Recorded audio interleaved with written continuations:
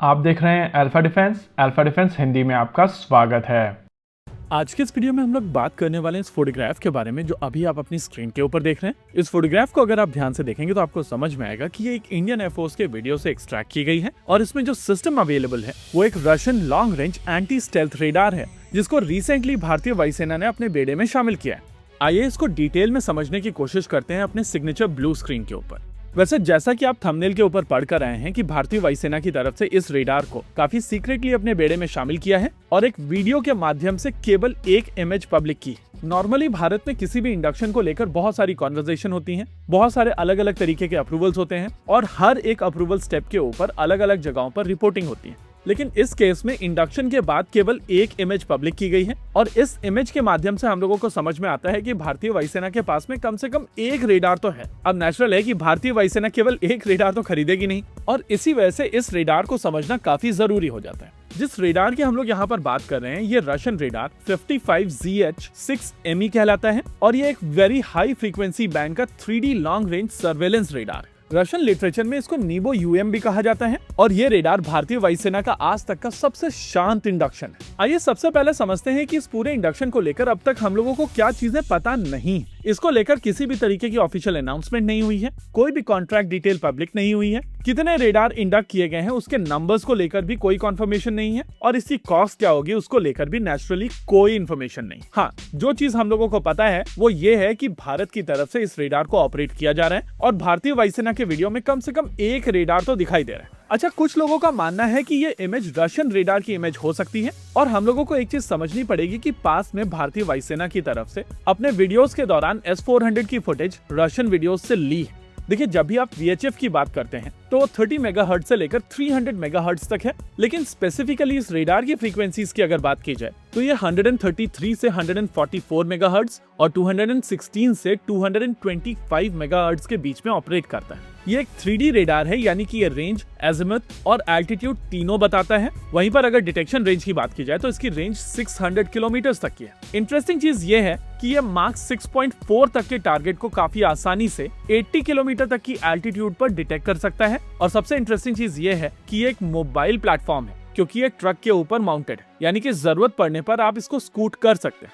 देखिए, इस रेडार को आमतौर पर एंटी स्टेल्थ रेडार कहा जाता है और उसके पीछे कारण है कि आमतौर पर जब एक्स बैंड रेडार्स का प्रयोग किया जाता है तो वो स्टेल्थी एयरक्राफ्ट के अगेंस्ट बहुत ज्यादा इफेक्टिव नहीं होता है। एक्स बैंड से एस बैंड के बीच की जो वेव्स होती हैं वो कंपैरेटिवली छोटी होती हैं और इन छोटी वेव्स को स्टेल्थी टारगेट्स या तो डिफ्लेक्ट कर देते हैं या अब्सॉर्ब कर लेते हैं। यही कारण है कि इस तरीके के एयरक्राफ्ट का रेडार क्रॉस सेक्शन काफी कम होता है। लेकिन अगर आप नीबो यूएम कैटेगरी के रेडार्स की बात करेंगे तो इनकी वेव्स काफी बड़ी होती हैं और ये 1 से 3 मीटर लंबी वेव्स काफी आसानी से एज से रिफ्लेक्ट होकर वापस आ जाती हैं। ये रेडार इनिशियली VHF पल्सेस को रेडिएट करता है और जब ये वेव्स टारगेट के ऊपर टकराकर वापस आती हैं तो उस फेंट इको को ये डिटेक्ट कर पाता है। इंटरेस्टिंग चीज ये है कि ये एक फेज अरे रेडार है और इसी वजह से ये काफी आसानी से रेंज, अजीमुथ और एल्टीट्यूड तीनों आइडेंटिफाई कर पाता है, यानी कि आपको एग्जैक्टली पता चल जाता है कि हवा में कहां पर ये सिस्टम है। लेकिन क्या इसका मतलब ये है कि इस रेडार के बेसिस पर आप surface to air missile system launch कर सकते हैं? वेल, आंसर है नहीं। आइए समझते हैं उस पॉइंट को भी। लंबी वेवलेंथ का सबसे बड़ा फायदा है कि आप स्टेल्थी टारगेट को देख सकते हैं, लेकिन इसका रेजोल्यूशन इतना खराब होता है कि आप इससे वेपन गाइडेंस नहीं कर सकते हैं। यानी कि आप इसको एक अर्ली वार्निंग रेडार के तौर पर यूज कर सकते हैं और उसके बाद आपके बाकी सिस्टम्स को टेक ओवर करना पड़ेगा। नीबो यूएम से डेटा जाएगा ISCCS तक और ISCCS वो डेटा पहुंचाएगा आपके एंगेजमेंट रेडार्स को, जो आपके S-400 के रेडार हो सकते हैं या आकाश या स्पाइडर जैसे surface to air missile systems के रेडार हो सकते हैं, जिसके बाद एक इंटरसेप्टर मिसाइल सिस्टम लॉन्च की जाएगी और वो इस टारगेट को मार कर गिराएगी। आज की तारीख में ये आपको J-20 के खिलाफ एक क्रेडिबल ऑप्शन देगा। इसके अलावा इस रेडार का प्रयोग करते हुए आप क्रूज मिसाइल सिस्टम्स और बैलिस्टिक मिसाइल सिस्टम्स को भी डिटेक्ट कर पाएंगे और यहाँ पर बात हो रही है ऐसी मिसाइल सिस्टम्स की जिनकी स्पीड 6.4 माक तक की हो या फिर बैलिस्टिक मिसाइल सिस्टम्स जो 80 किलोमीटर तक की एल्टीट्यूड पर उड़ रहे हैं। इंटरेस्टिंगली, इस सिस्टम की रेंज 600 किलोमीटर तक की है और स्टेल्थी टारगेट्स को भी कम से कम 300 किलोमीटर की दूरी पर आसानी से डिटेक्ट कर पाएगा, यानी कि चाइना और पाकिस्तान दोनों के अंदर कंपैरेटिवली डीपर हम लोग देख पाएंगे।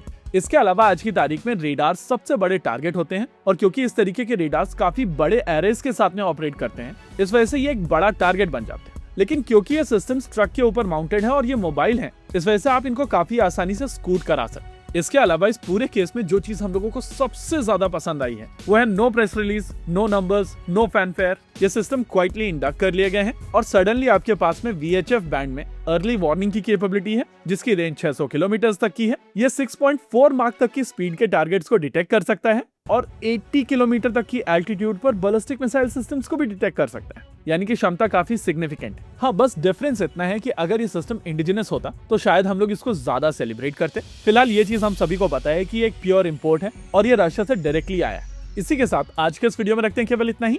वीडियो को अंत तक देखने के लिए धन्यवाद। देखते रहिए अल्फा डिफेंस। जय हिंद।